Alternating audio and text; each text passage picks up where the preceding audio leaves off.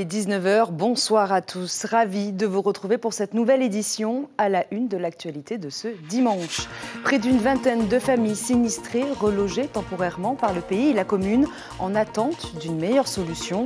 Au-delà d'une situation instable, cet incendie a mis l'accent sur le danger et la conformité de ce type d'habitation précaire. Ouverte il y a 6 mois, elle doit déjà fermer ses portes. La deuxième pharmacie de Bora Bora est sous le coup d'une décision judiciaire, malgré son autorisation par le pays. Une situation qui fait réagir la population. Les JO avancent à grands pas. Les travaux se poursuivent avec cet objectif, être dans les temps. La passerelle de PK0 a été posée. D'autres chantiers sont en cours. Nous ferons le point avec le ministre des Grands Travaux et de l'Équipement, Jordi Chan, est notre invité ce soir. Et à la fin de cette édition, nous retrouverons notre rubrique Fénois d'avant. Retour ce soir en 2004, année où les Heina, ce petit poisson qui régale nos papilles, valait de l'or. À la base, il s'agissait d'une seule maison. À force d'extension, elle comptait finalement une dizaine de logements. Mais est-ce permis par la loi? Quoi qu'il en soit, ce genre de construction sont légion dans certains quartiers défavorisés de Tahiti. Une configuration qui favorise la propagation du feu et représente un véritable danger. Les résidents du lotissement Veitarea à Heiri ont échappé au pire, mais ils ont tout perdu. 18 familles sinistrées qui ont été prises en charge par la commune et le pays. Les détails avec Ismaël Tayata et Hubert Liao. Être à l'abri de la pluie n'est pas un luxe de nos jours, mais quand on a tout perdu, c'est beaucoup. 18 familles sinistrées, 53 personnes en tout, dont une vingtaine d'enfants. La mairie de Fa'a les a relogés dans la maison paroissiale Tarirea pour 2 semaines. Elle a aussi trouvé de quoi les vêtir. Alors, il ne faut pas oublier que nous avons une vestiboutique sur Pourrey. Donc, en cas de sinistre, on fait appel à cette association-là, avec qui nous travaillons en partenariat sur toutes les familles sinistrées. Donc, on a récupéré 20 sacs. Et dès demain encore, comme on accompagnera encore quelques familles pour des vêtements de bébés.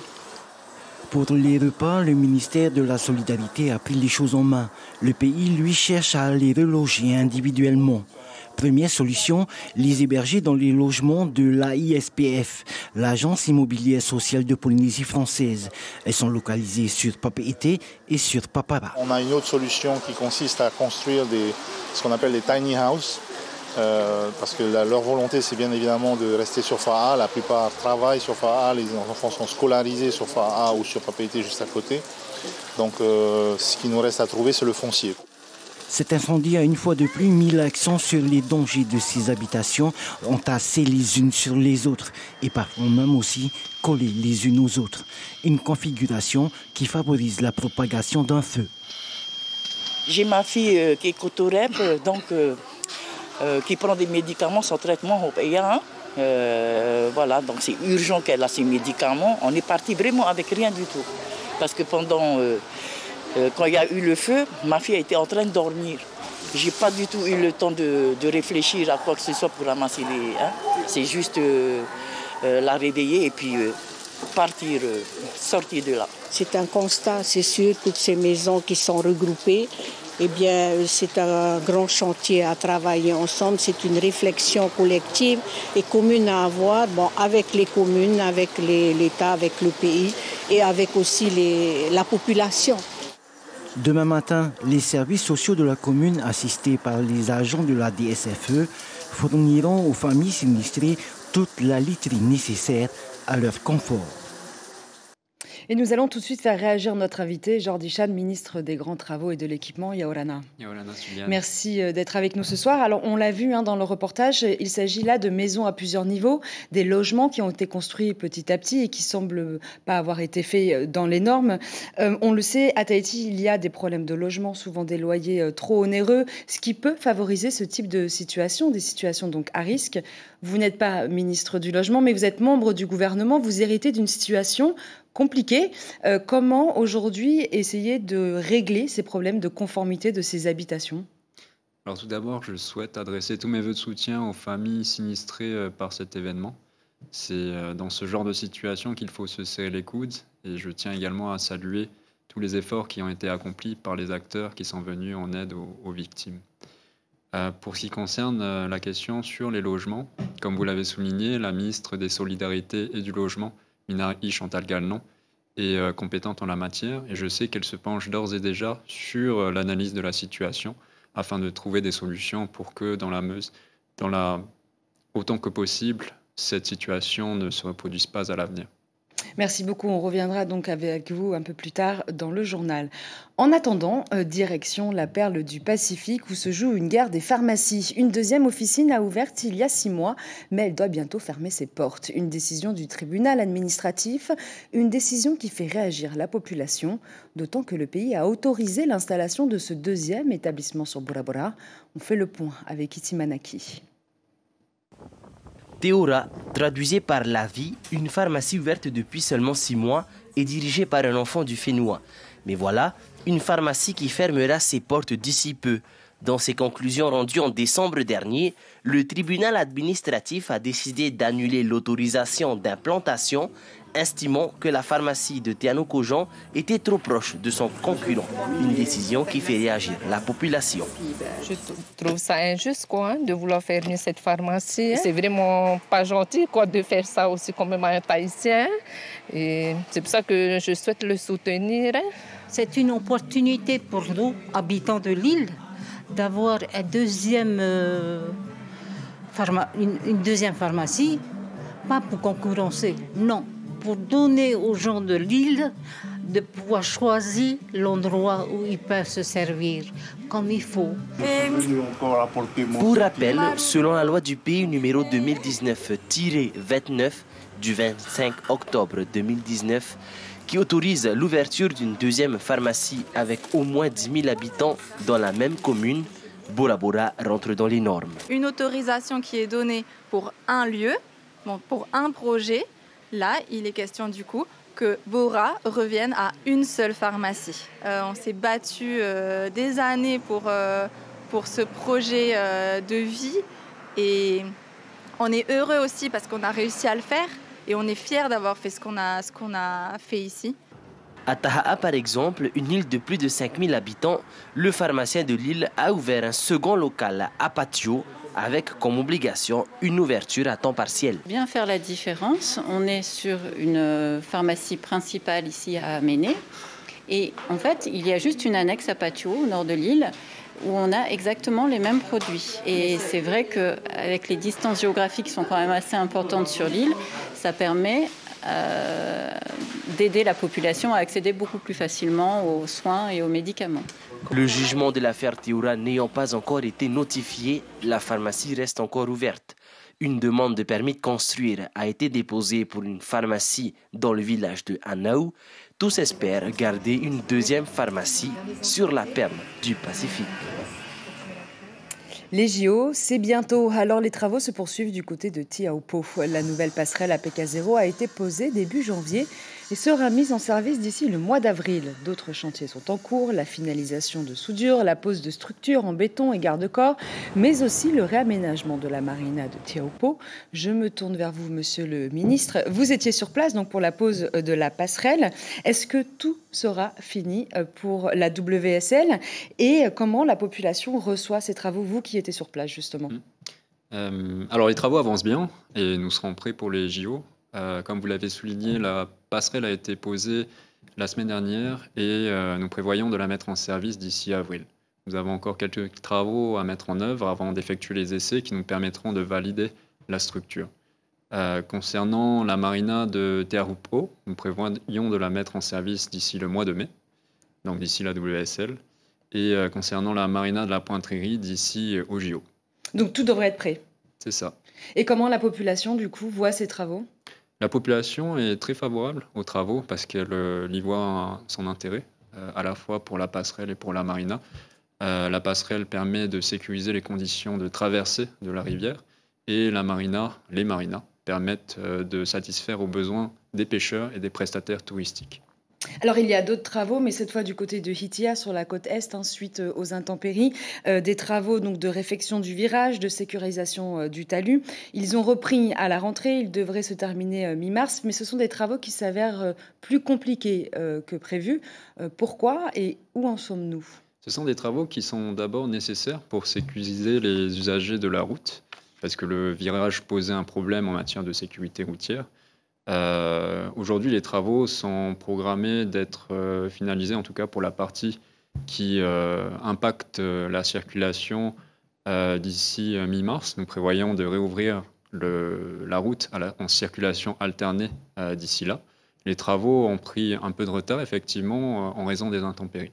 Mais maintenant, l'entreprise est en bonne marche et nous sommes confiants sur le nouveau planning.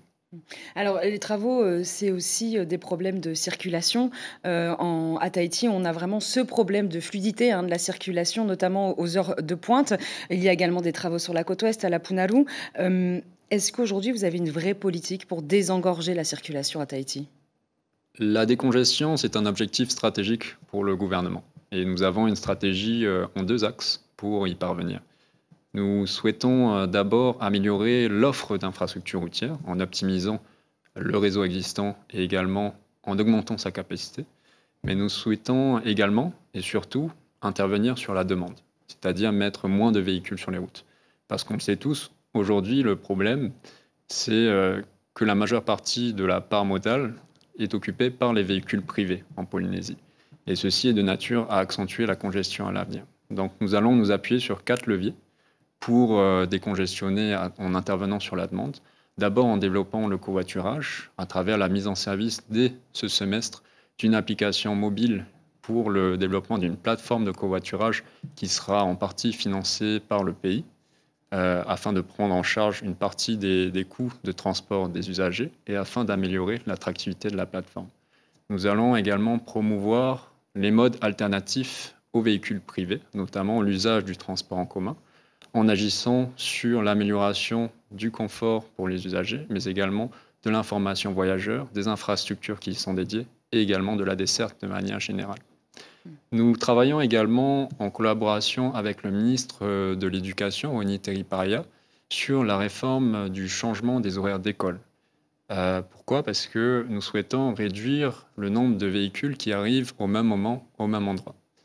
Et le changement des horaires d'école, qui est programmé pour la prochaine rentrée, sera également un levier pour permettre de décongestionner le réseau. Ça veut dire qu'il y a des écoles qui ouvriront à des horaires différentes ? C'est ça. D'accord. Et est-ce que le projet de la route du Sud va refaire surface aussi pour justement désengorger la circulation ou ça n'est pas d'actualité ? Alors avant de parler de ce projet, il y avait déjà un dernier point sur lequel je souhaitais intervenir, c'est celui de la déconcentration de l'activité en dehors de l'agglomération urbaine de Papeete, car on le sait tous, aujourd'hui, il y a de la congestion parce que la majeure partie de l'activité est concentrée sur Papeete. Donc nous souhaitons développer un second pôle à Trava. Et il y a plusieurs initiatives en la matière. Déjà, en développant la zone industrielle de Faratea. Aujourd'hui, la zone est pratiquement toute occupée. Donc nous pouvons nous attendre à un développement conséquent de la zone dans les années à venir. D'où l'intérêt de refaire justement, de revenir sur le projet de la route du Sud ? Il y a effectivement ce projet que nous avons décidé de réétudier. Pourquoi ? Parce que c'est un projet qui est intéressant à la fois d'un point de vue de déconcentration, mais également de décongestion et de sécurité routière. Malheureusement, c'est un projet qui n'a pas été étudié depuis plus de 10 ans. Or, quand on n'analyse pas, on ne trouve pas de solution. Donc nous sommes partis du principe qu'il fallait le réétudier en optimisant l'ancien tracé. Nous avons donc lancé des études préliminaires à ce propos et nous comptons présenter les premiers résultats aux communes concernées dans les prochains mois. D'accord, merci beaucoup. Alors un autre point cette fois, mais sur la gestion du transport maritime. Les marinas et les zones de mouillage dans les lagons en Polynésie sont souvent saturés, ce qui explique également, en tout cas ce qui favorise les mouillages sauvages. Et en revanche, c'est une situation qui alimente les conflits avec les résidents. Vous revenez de Bora Bora, vous y avez fait un point notamment sur la gestion de l'espace lagonaire. Qu'en est-il ressorti ? Alors l'île de Bora Bora a une réglementation en matière de mouillage depuis quelques années déjà. Et cette réglementation a le mérite de cadrer l'activité nautique, en particulier l'activité des plaisanciers. Il faut savoir que sans réglementation, tous les navires peuvent mouiller n'importe où et n'importe comment. Ceci crée des conflits d'usage avec les riverains et impacte aussi négativement notre environnement. Donc nous souhaitons mettre en place des réglementations, en concertation bien entendu avec les communes, pour obliger les navires de plus de 7,50 m de mouiller dans des zones spécifiquement dédiées, qui seront limitées en matière de quantité de navires et également en matière de durée de stationnement.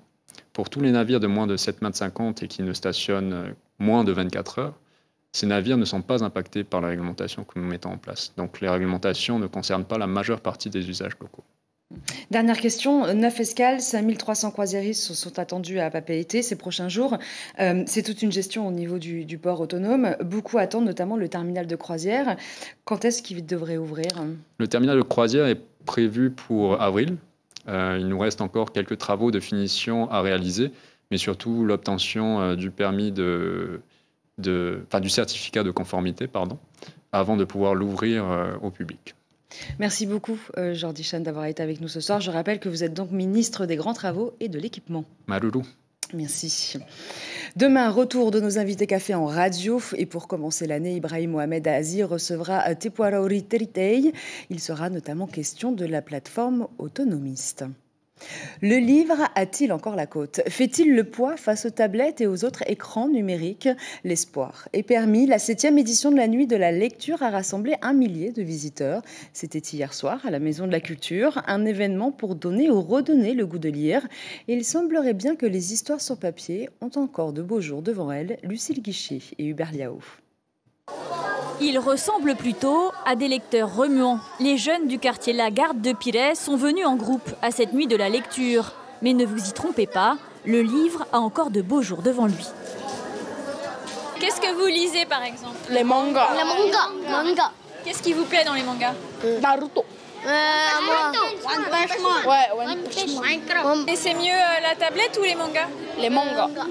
Les bandes dessinées japonaises en noir et blanc cartonnent chez les 8-18 ans. Chez les plus jeunes, on commence avec la couleur, tant pis pour les écrans. Pour le vinyle, oui, c'est un peu la guerre. Et quand il s'agit de lire, il me laisse. Qu'est-ce qui te plaît dans les mangas ? L'action, parfois l'amour, mais c'est pas vraiment ça. J'aime bien lire les BD.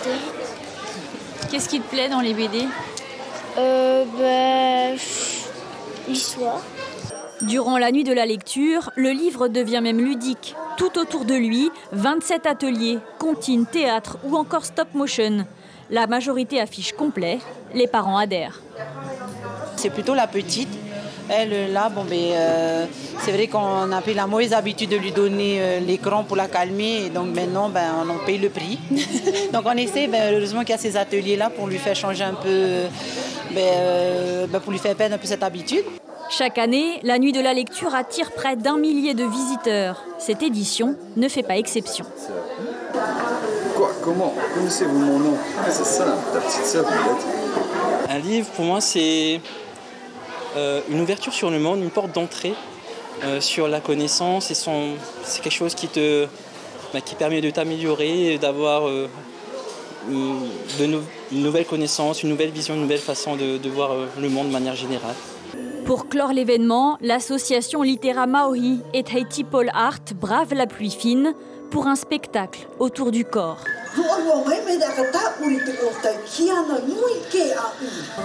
De 1 à 90 ans, la lecture n'a pas de souci à se faire. Et place à notre rubrique du dimanche soir, Fénois d'avant, qui nous embarque à la pêche au Heina. Cuisiné souvent sous forme de beignets, cet alevin régale nos papilles. Il y a 20 ans, ces petits poissons convoités par le plus grand nombre pouvaient rapporter une belle somme. Au prix d'un effort considérable, le pêcher n'est pas une mince affaire, le Heina se mérite. Reportage de Nicolas Suire.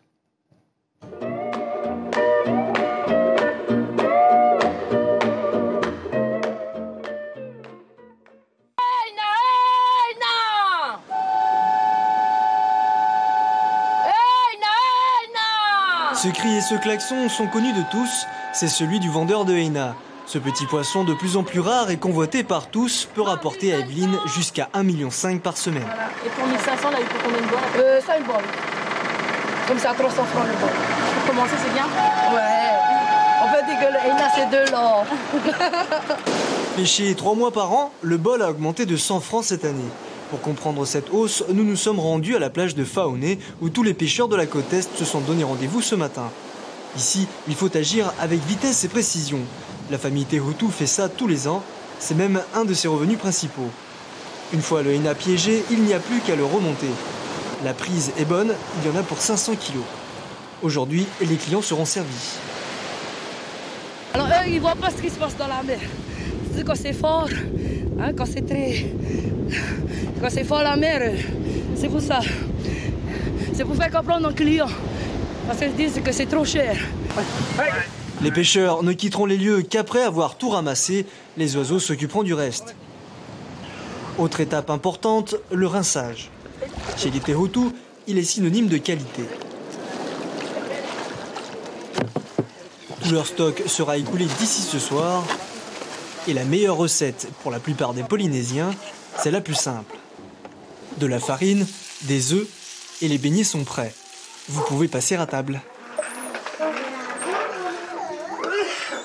C'est la fin de cette édition. L'information principale de ce dimanche, près d'une vingtaine de familles sinistrées suite à l'incendie de leur habitation.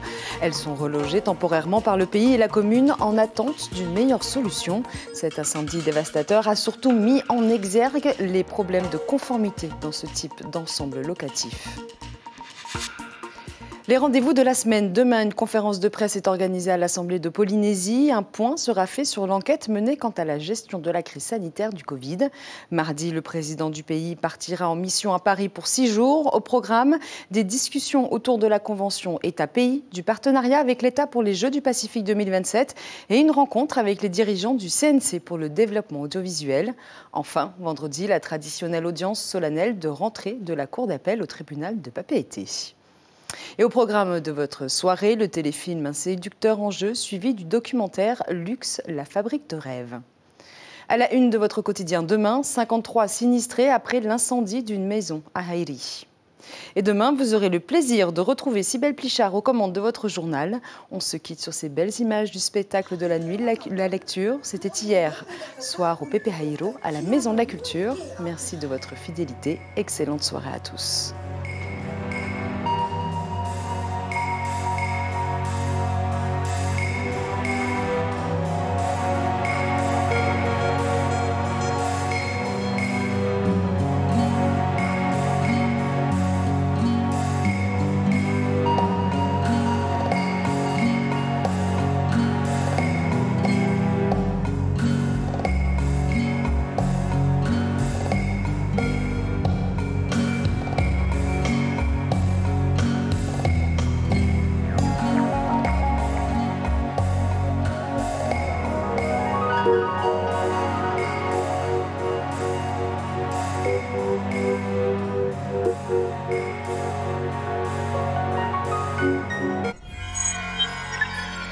Retrouvez ce programme en replay sur notre site internet